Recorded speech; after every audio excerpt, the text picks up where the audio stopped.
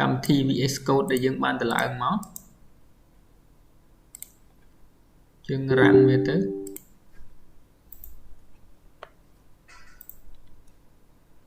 គេអញ្ចឹងពេលដែលយើងទៅបង្កើតថ្មីយើងបើកមកចេញបានត្រឹមនេះ folder មកហើយយើងទៅរើសទីតាំងដែលយើងចង់ផ្ទុកទិន្នន័យផ្សេងៗដែលយើងវិភាគអញ្ចឹងឧទាហរណ៍ថាខ្ញុំបើកមកខ្ញុំផ្ទុកក្នុង document អញ្ចឹងខ្ញុំ right click មកខ្ញុំយក new folder អញ្ចឹងយើងចង់ដាក់ឈ្មោះវាមិនក៏បានដែរឧទាហរណ៍ថាខ្ញុំដាក់ Python អញ្ចឹងខ្ញុំ select folder កន្លែងហ្នឹងអញ្ចឹងវា load មកផ្ទាំងមួយនេះគេអញ្ចឹងវាមាន Python កន្លែងនេះអញ្ចឹងយើងចុចលើវាទៅគេហើយកន្លែង Python ហ្នឹងវាមានសញ្ញាកន្លែងនេះយើងឃើញកន្លែង new file ខ្ញុំថាជាយើងតម្លើងកន្លែងហ្នឹងហើយហ្នឹងជាកន្លែងដែលយើងដាក់ឈ្មោះ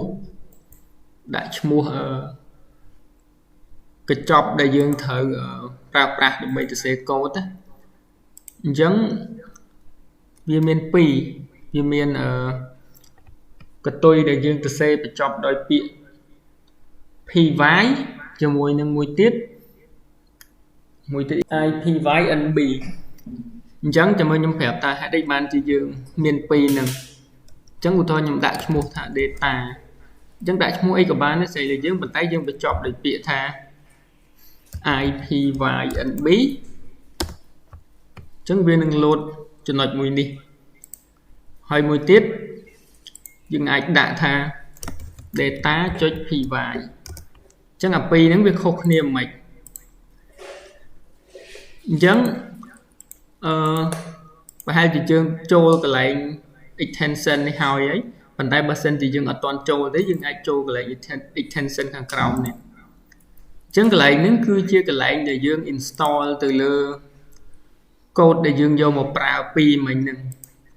គឺទី1យើងវាយពាក្យថា Python យើងចាំតិចមកព្រោះយើងប្រើអ៊ីនធឺណិតអញ្ចឹងយើងអាច install វាយើងចុច install មក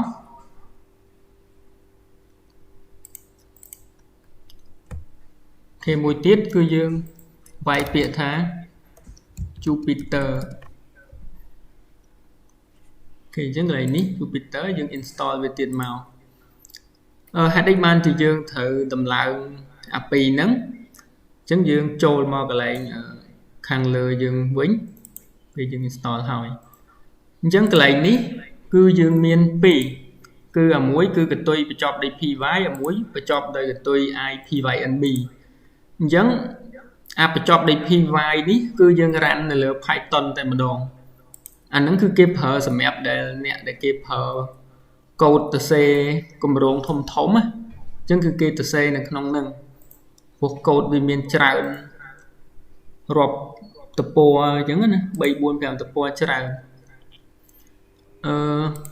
ចំពោះអាកតុយ ipynb នេះក្នុងករណីដែលយើង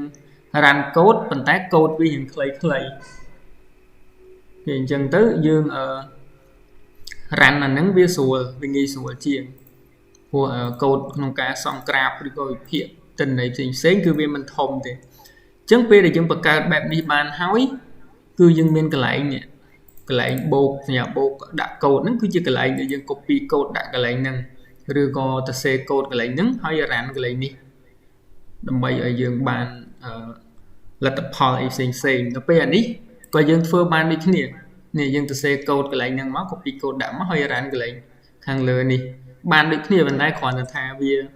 សម្រាប់អ្នកសរសេរទិន្នន័យធំអញ្ចឹងទៅវា run ទៅវា load មក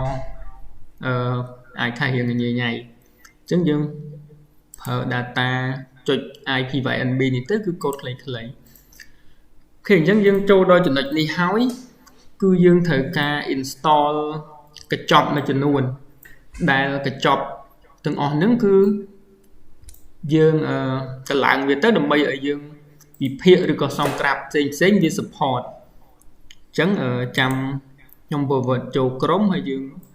តម្លើងទាំងអស់គ្នាសិនមុននឹងយើងប្រើប្រាស់ដើម្បីវិភាគឬក៏សង្ក្រាបផ្សេង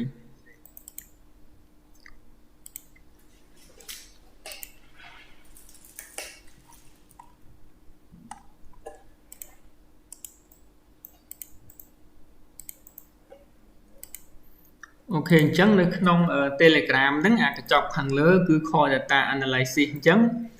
យើង install អាកញ្ចប់ទាំង3ហ្នឹង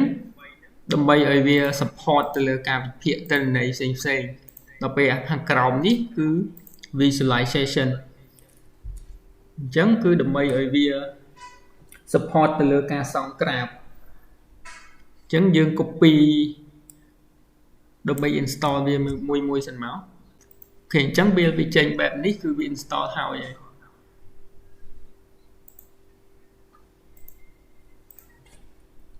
មកហើយមុខងាររបស់វាអាចមើលក្នុងសៀវភៅបានទេមើលពេលយើងរ៉ានហើយមួយអញ្ចឹងយើងចុចកន្លែងនេះមកហើយចុចបូកកូដហើយយើង control V ដល់នេះហើយនេះបើសិនជាចេញសញ្ញានេះយើងរ៉ានទៅដល់ទៅនេះខ្ញុំចុចរ៉ានទៀតអញ្ចឹង load AP មកអូខេមកលុបសិនផានវាជាប់នេះចុចនេះទៀត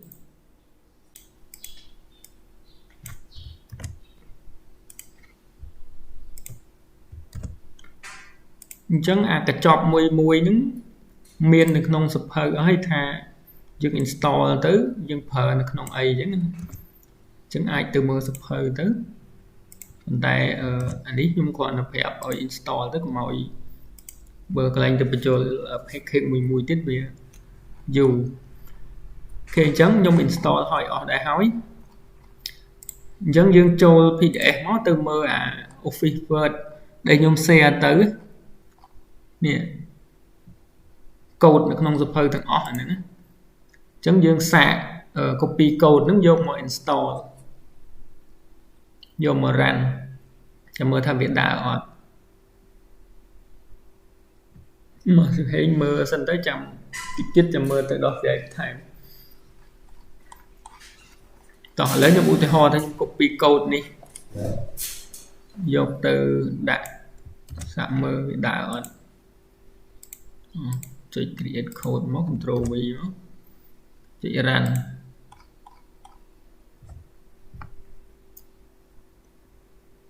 ូខេអញ្ចឹងវាចេញមកអញ្ចឹងបានន័យថាជោគជ័យអីតើនេះអញ្ចឹងនៅក្នុងសៀវភៅហ្នឹងគឺវាមានកូដច្រើនយើងគ្រាន់តែ copy យកមក run copy មក run មកវាចេញអញ្ចឹង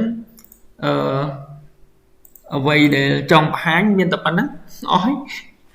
ស្រួលហ៎អញ្ចឹងឧទាហរណ៍ថាយើងមើលសៀវភៅទៅយើងចង់បានក្រាបមួយណាឬក៏ចង់វិភាគរបៀបម៉េចគឺយើងយកកូដពីក្នុងសៀវភៅដែលយើងមានក្នុងដៃហ្នឹងយកមក run ទៅបើទៅណាអូខេចំពោះរឿងទិន្នន័យគឺយើងជិះអផុតពីការវាយទិន្នន័យឧទាហរណ៍ថាយើងធ្វើទៅលើទិន្នន័យរបស់យើងអញ្ចឹងយើងគ្រាន់តែលុបអាទិន្នន័យនៅក្នុងកូដហ្នឹងទៅហើយវាយទិន្នន័យរបស់យើងមកបានអានេះឧទាហរណ៍ជាក់ស្ដែងដូចទិន្នន័យដែលគេនិយាយពីការលក់អញ្ចឹងអានេះតម្លៃទិន្នន័យអញ្ចឹងបើសិនជាយើងចង់ដាក់ទិន្នន័យរបស់យើងមានអីក្រៅពីវាយទិន្នន័យចូលទេយល់ទេហើយមួយទៀតអញ្ចឹងសៀវភៅនេះគឺធ្វើឡើងគឺវាផ្សារភ្ជាប់ជាមួយនឹង AI អញ្ចឹងគឺយើងជៀសមិនផុតពីប្រើ AI ជួយទេ AI វាមានច្រើនមាន ChatGPT មាន DeepSeek មាន Gemini មានអីចឹងទៅអញ្ចឹងឧទាហរណ៍ថាយើងនេះស្អីគេនេះ Hello អូខេឧទាហរណ៍ថាយើងចង់បានការសរសេរកូដមួយអញ្ចឹងយើងមិនមែនអ្នកជំនាញខាងកូដទេអញ្ចឹងវិធីសាស្ត្រងាយស្រួលមួយយើងប្រើ AI ឲ្យជួយមកឥឡូវខ្ញុំឧទាហរណ៍ងាយមួយចុះបើក Excel មួយចុចតឹងហ្នឹងឧទាហរណ៍ថាលីកាធ្វើខាងមន្ត្រីកសិកម្មឃុំអញ្ចឹងទៅប្រមូលទិន្នន័យស្រូវភូមិមួយចុះឧទាហរណ៍ភូមិ A ទិន្នន័យបាន20តោនអីចឹងទៅកសិករទី1បាន20តោនកសិករទី2បាន21តោន cả score thì 3 បាន30 តោនឧទាហរណ៍ណានៅក្នុងភូមិ B កសិករនោះគាត់ធ្វើបាន30 តោនកសិករនោះបាន35កសិករនោះបាន60ភូមិ C ដាច់ស៊ូមមួយអញ្ចឹងភូមិមាន3ភូមិនោះគាត់ធ្វើបានមួយឆ្នាំ45 តោនឃុំនេះ50 តោនឃុំនោះ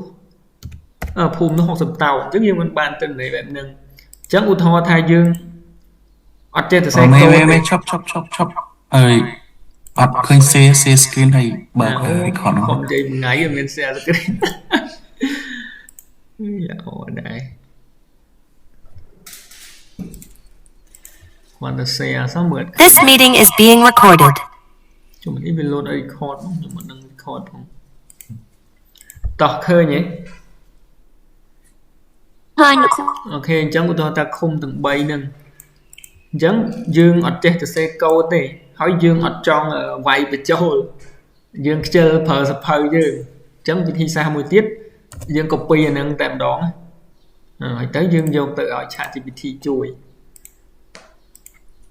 Control V មកអូខេអញ្ចឹងយើងដាក់ថា create code ឬក៏ make code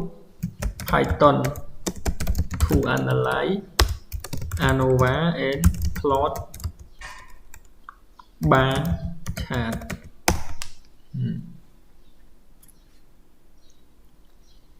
ចេញមកអញ្ចឹងយើងអានេះបើសិនជាយើងខ្ជិលទៅសេកូដខ្ជិលមើលតាមសភៅខ្ជិល copy ប៉ុន្តែយើងត្រូវផ្ទៀងសិនថាតើតន័យដែលវាបញ្ចូលឲ្យយើងត្រូវអត់អញ្ចឹងកន្លែងសំខាន់កន្លែងនេះគេអញ្ចឹងវាបានកូដឲ្យយើងហើយយើង copy ដាក់ពេលខ្លះបើសិនជាវាទៅសេឲ្យយើងត្រូវអូខេតែពេលខ្លះបើទៅសេខុសវាអាច error អញ្ចឹងយើង code នេះមកយើង control V ហើយចុច run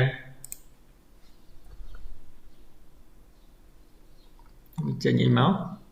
អូខេអញ្ចឹងវាវិភាគ ANOVA ឲ្យយើងហើយវាប្រាប់ទាំង p value អានេះទិន្នន័យខ្ញុំដាក់បរិះហើយណាអញ្ចឹង p វាស្មើ 0.04 អញ្ចឹងបើន័យថាភូមិមួយនេះទិន្នផលស្រូវគឺមានភាពខុសគ្នាហើយយើងបានក្រាបស្រាប់ឃើញអត់ក្រាបនេះ copy មកយកទៅប្រើបានកែនិយាយកែអក្សរនេះយើងអាចប្រាប់ ChatGPT ឲ្យវាដូរឲ្យយើងបានកន្លែងសេកូដនេះអូខេអញ្ចឹងឧទាហរណ៍ថាយើងតទៀតអញ្ចឹងនេះយើងត្រូវការចេះប្រាប់វាដែរប៉ុន្តែប្រាប់ជាអង់គ្លេសឧទាហរណ៍ថាmake time new roman font អូខេខ្ញុំដាក់អញ្ចឹងណា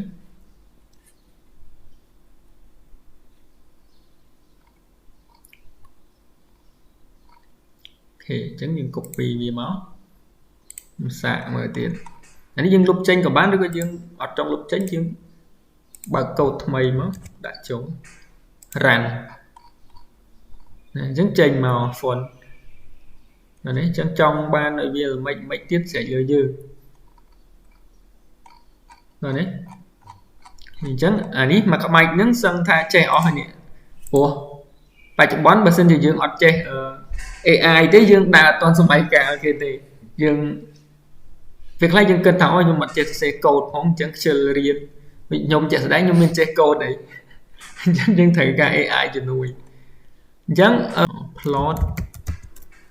column graph in បដេកអង់គ្លេសថ្មីវិញ horizontal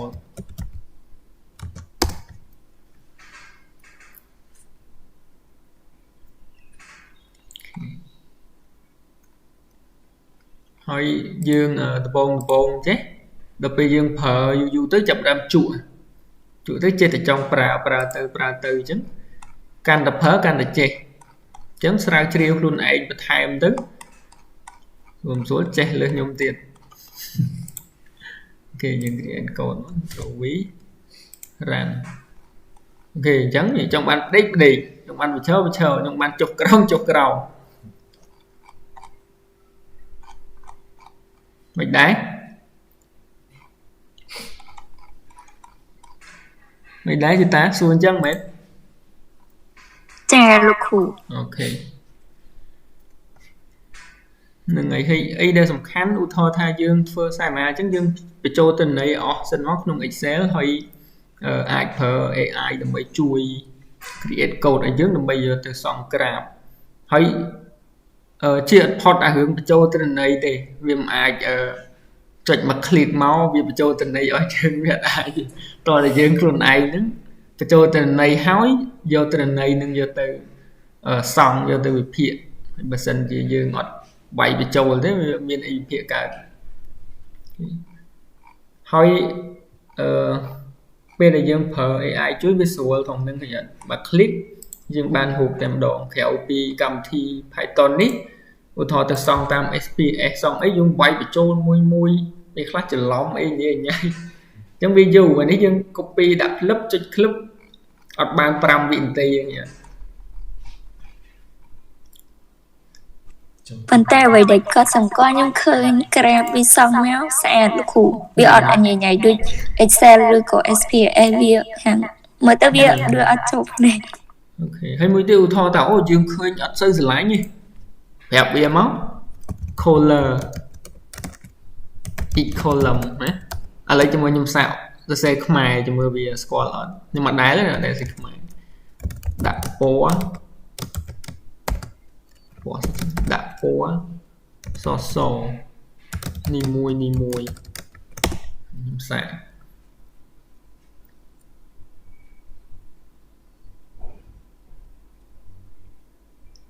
số lại score này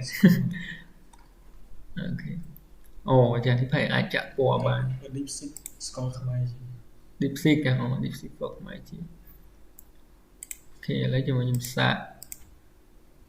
trộn ví rằng nè bạn phò mà đấy mà sủa mà click ở ban pi vị rồi chứng viên sủa thông nâng đã thì hãy bật xin chỉ những trong ban tam phò thì những trong bán chứng phèo viên thì tới tha e trong ban phò a b phò a c phò a chứng ai viên sủa thì ai phèo trường tầm chứng nè để miền sập hơi không đáy cứ an tới miền chân nói bẹp quan từ nâng tệ chẳng nhung còn là sòng khẹp một mình chẳng khơi nhịp xe lấy cái nhịp xe là khơi lục hủ khi chẳng nhung sòng khẹp chia ruộng một mình chẳng bịa tha thể tệ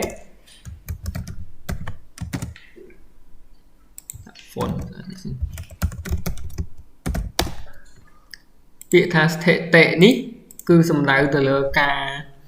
bầm mô ca hiệp trong hỏi nâng do tình này để bầm mô ban này xây nâng dột mô bị phía bỏ sái hay nâng bà hàng đâm bay oi kê nghi sủa dồn chẳng tên là dùng mình này bởi vì khán tập bản năng này hỏi thể tệ cứ chạy chỉ pì cứ thể bài bòn nía nhưng hãy thật descriptive hỏi những tí phí chừng hai thà inferential nó cứ son để than chẳng không thể tệ pon nia nó sẽ kể tệ pon nia nó cứ tệ này bà hai chia crab chị xem đang được không tệ bài pon nia nó cứ miên ca kệ niên lạnh chung kệ niên đầm lầy median kệ niên đầm lầy rang đầm lầy một vì sao chạy cái hai ta tendency nó trong đây tha chia tầm lại cần tá đại kê bà hàng chẳng crab để dương xong chỉ crab column chỉ crab xc nó cứ dương kệ đi chỉ mà xuống năm bay bà hàng kì chẳng bà hàng bẹp nâng từng ọt nâng hết chỉ hai thằng chia sẽ tệ bẹp pon là đi chẳng dương vô bị thà pon là ní ấy pon ní cứ bà hàng ở dương mơ khơi này ở dương nghi sủa vô chẳng côm non này cây xong crab ACC nó cứ đâm bay ở dương ghi sủa rồi toàn này chẳng pi dương bầm mô tình này máu với tình này xăm nhâm được lấy dương bầm mô một pon sầm nạ pi pon sầm nạ chẳng nẹ mớ kia mơ mày dối chẳng dương chưa diêm xong crab xong ấy nó cứ côm nó hàng kia ở ghi sủa rồi chẳng là nấm descriptive statistical អាហ្នឹងគឺស្ថិតិបែបពណ៌នាគឺអាហ្នឹងការហៅតម្លៃមធ្យមការហៅមេយ៉ាផ្សេងហ្នឹងហើយហៅរបៀបម៉េចក្នុងសភៅគឺប្រាប់ហើយអញ្ចឹងអាចទៅមើលបន្ថែមហើយទី2 inferential នេះគឺស្ថិតិបែបសន្និដ្ឋានហើយស្ថិតិបែបសន្និដ្ឋានហ្នឹងគេប្រើក្នុងគោលបំណងអីឧទាហរណ៍ងាយនៅពេលដែលយើងពិបាកក្នុងការសម្រេចចិត្តអីមួយអញ្ចឹងយើងត្រូវប្រើស្ថិតិមកជួយសម្រេចចិត្តឲ្យយើងអញ្ចឹងអាស្ថិតិដែលជួយសម្រេចចិត្តឲ្យយើងហ្នឹងយើងហៅថាស្ថិតិបែបសន្និដ្ឋានឧទាហរណ៍ងាយចុះឧទាហរណ៍ថាយើងប្រសោតជី3ប្រភេទអញ្ចឹងពេលប្រសោតបានទិន្នន័យហើយជីទី1ផលិតស្ពៃបានកម្ពស់កន្លះម៉ែត្រឧទាហរណ៍ណាជីទី2បាន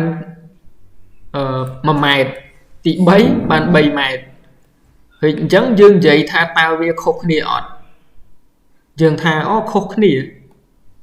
វាយោងតាមអីហេតុអីបានហ៊ានថាខុសគ្នាអញ្ចឹងដើម្បីឲ្យយើងងាយស្រួលក្នុងការសម្រេចចិត្តគេប្រើស្ថិតិបែបសន្និដ្ឋានហ្នឹងហើយស្ថិតិបែបសន្និដ្ឋានជាទូទៅគឺគេតេស្តសមិទ្ធកម្មដែលវាមានអីខ្លះទីតេស្តANOVA ធូកាលណាគេនិយាយ ANOVA ជាទូទៅគឺគេនិយាយ one way អញ្ចឹងខ្ញុំអាចដាក់ថា one way ឬក៏ ANOVA single vector one way ANOVA sẽ ANOVAទៅ two way តាមពិតទៅ two way នេះគឺកាលណាពី2គេចាត់ទុកវាថាជា factorial ហើយចំពោះរៀនទៀតគេអញ្ចឹងអានេះយើងហៅថា factorial design គេអញ្ចឹងអាទាំងអស់នឹងហើយគឺយើងប្រើស្ថិតិដើម្បីតេស្តដើម្បីជួយសម្រេចចិត្តឲ្យយើងអញ្ចឹងអាហ្នឹងយើងហៅថាស្ថិតិបែបសន្និដ្ឋានហើយទីតេស្តហ្នឹងនៅក្នុងសភៅបានប្រាប់ឲ្យថាប្រើនៅពេលណាអញ្ចឹងនៅពេលដែលយើងប្រៀបធៀប compare រវាងពីរក្រុមអានេះដល់ពេល ANOVA នេះគឺ compare ដូចគ្នាចាប់ពី3ក្រុមឡើងអូខេអញ្ចឹងនៅពេលដែលយើងប្រើស្ថិតិនេះជួយអញ្ចឹងយើងអត់ចាំបាច់ពិបាកសម្រេចចិត្តទេពេលដែលតេស្តមកលទ្ធផលវាចេញមករបៀបម៉េចគឺយើងសន្និដ្ឋានតាមលទ្ធផលដែលយើងវិភាគនឹងមកគេមើល p value បាទគេមើល p value អូខេអញ្ចឹងនៅក្នុងស្ថិតិគេមានតម្លៃ s និងតម្លៃ p តម្លៃ p ជាទូទៅគឺមានកម្រិត 0.05 0.01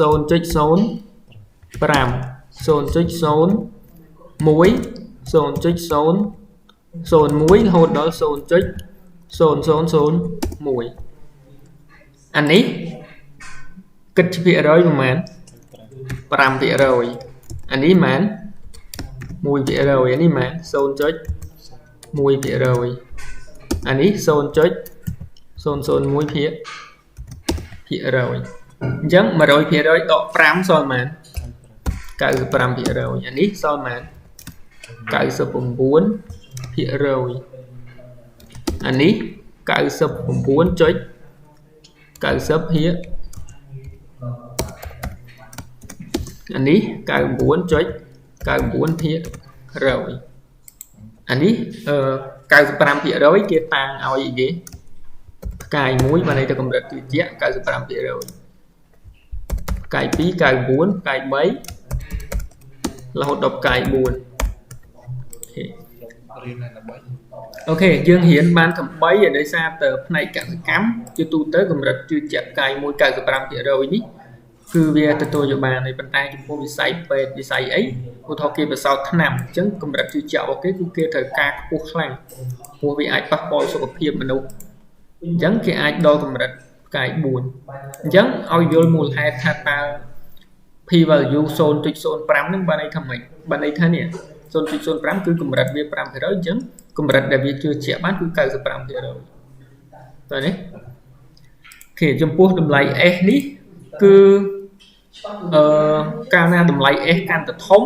បើន័យថាកម្រិតជឿជាក់កាន់តែខ្លាំងអញ្ចឹងពេលខ្លះគេអត់បង្ហាញតម្លៃ S ក៏បានដែរតែនេះគេប្រាប់តែ P មកបានប៉ុន្តែពេលដែលយើងថែមតម្លៃ S ទៀតក៏បានដែរក៏កាន់តែល្អដែរកាលណាតម្លៃ S កាន់តែធំកម្រិតជឿជាក់គឺកាន់តែខ្លាំងតើនេះបើណាឧទាហរណ៍ថាកម្រិតជឿជាក់តាមពិតវាអាស្រ័យទៅលើនេះដែរនេះបើសិនជាកម្រិតជឿជាក់ត្រឹម95ទេ S នេះអាចតូចតែបើសិនជា P value នេះតូចខ្លាំង S នេះគឺប្រកាសជាធំខ្លាំងជឿជាក់កាន់តែខ្លាំងហ្នឹងយើងអត់មានអីទៀតណាដូចជាអស់ហើយតែមានតែប៉ុណ្ណឹង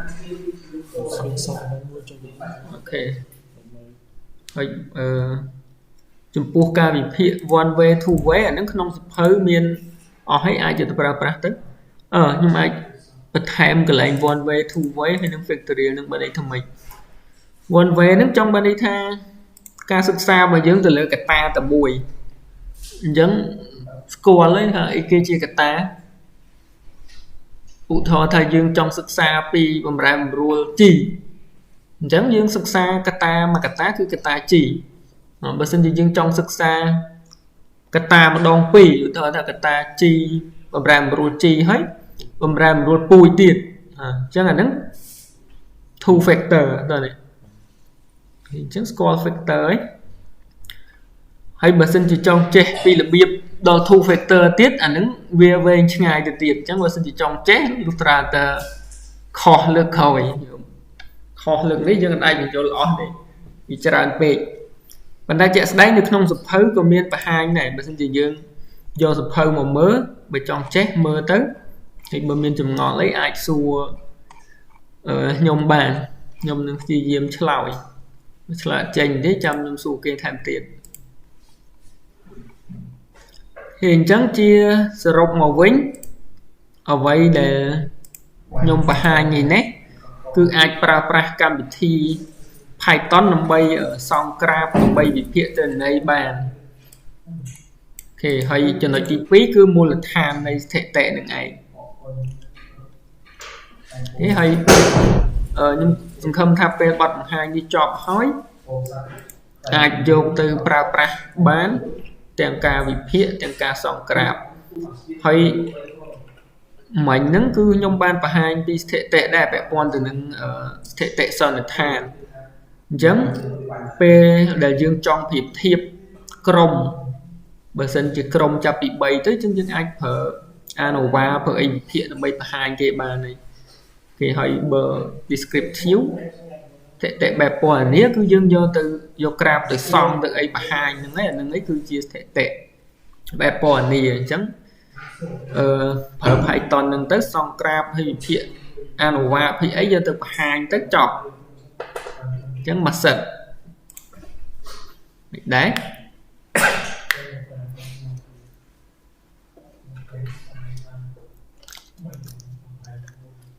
អូខេអញ្ចឹងមិនដែរ1ម៉ោងអត់បាន2ម៉ោងហ្នឹងចេះអស់បាត់ចេះអស់បាត់ហើយ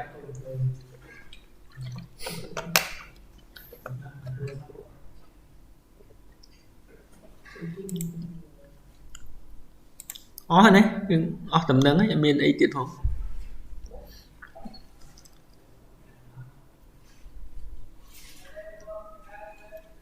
ស្ងាត់ឈឹងអស់ហើយ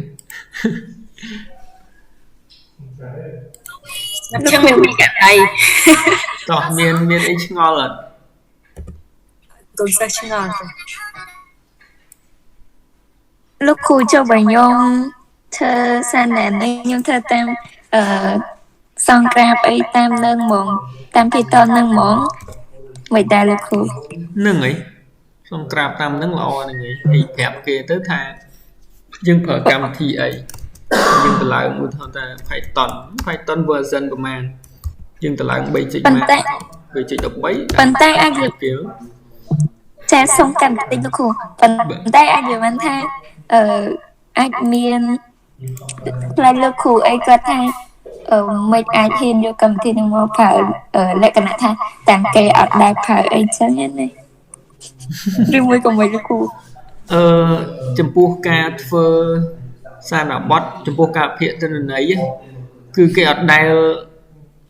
កំហិតយើងថាត្រូវតែប្រើកម្មវិធីណាទេតានេះ Chúng phở cầm thi ná có bán đấy ôi thì dương trẻ chúng cầm thi dương miên trở Excel GraphHead Sa SPSS Python MATLAB chúng cầm thi trở nè chứ dương sửa lại nhà mùi nắp phở mùi nướng ở đây mình bị nà hàm khuất tha hàm đại khăn thử tập phở cầm thi ní cứ ọt đi dương chết ra ở ná dương phở nè tuần này hơi cầm thi để số phở những cái Excel đi Excel ní xem mẹp bị phiện xong khai này nó bớt sân chỉ cầm thi được ọt ní cứ việc bàn tuần này và hạ dương có việc bộ bài rồi đấy mình thấy bớt sân chia sẻ lại còn phát thảo thử tập phở cầm thi ní mùi dân là nắng dương phơi tam về từ mình tái tăng vì bộ vật ta sa máu viêm đại miền sẽ còn chi lại nè bậc cọp bậc hòm dương ngồi thử tập phở cầm thi na mùi này dương chẹt cầm thi ná cái dương phở cầm thi nữa Tên được khủ ok thôi mùi tiết nước non ngập pen đây chứ bạ sầm pón dương ai copy code để dương song grab nó đã có hai nhà cho nó thằng khổ tiền chấm p để kia trong ban grab ở dưới cái copy code thằng khổ nó đã chuyện nó chỉ po miền bên hai mà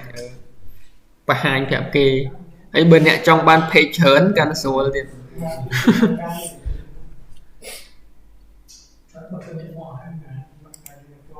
ơi chịu thì hói cho người nhung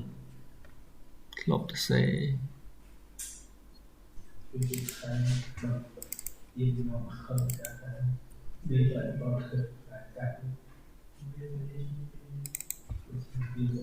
thì chứng niệm về để nhung submit thì tới nhung copy code tục code nước nhà gọi kê thì đã nó ngập hình đấy chứng ưu thôi là nhung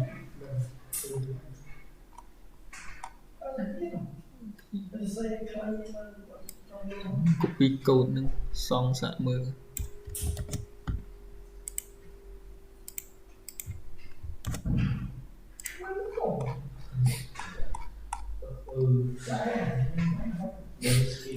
nè giống nhung miền code thì nhung submit thì cái nhung đã code đây kỳ mọi thay nhung lọt tính miền code mà lọt phải bởi trong đăng tha thì hết cho nó xong luôn này đó họ kìa trình grab để dựng xong nhưng nó dựng ai đã không gặp hình định tức chẳng ít code cc thì nhung xong là ngon nữa cứ nhung copy tục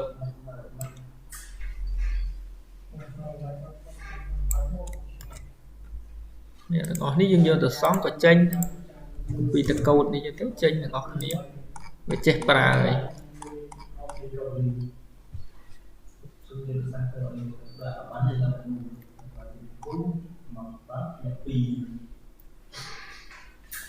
đó miên cho mình đây kia đó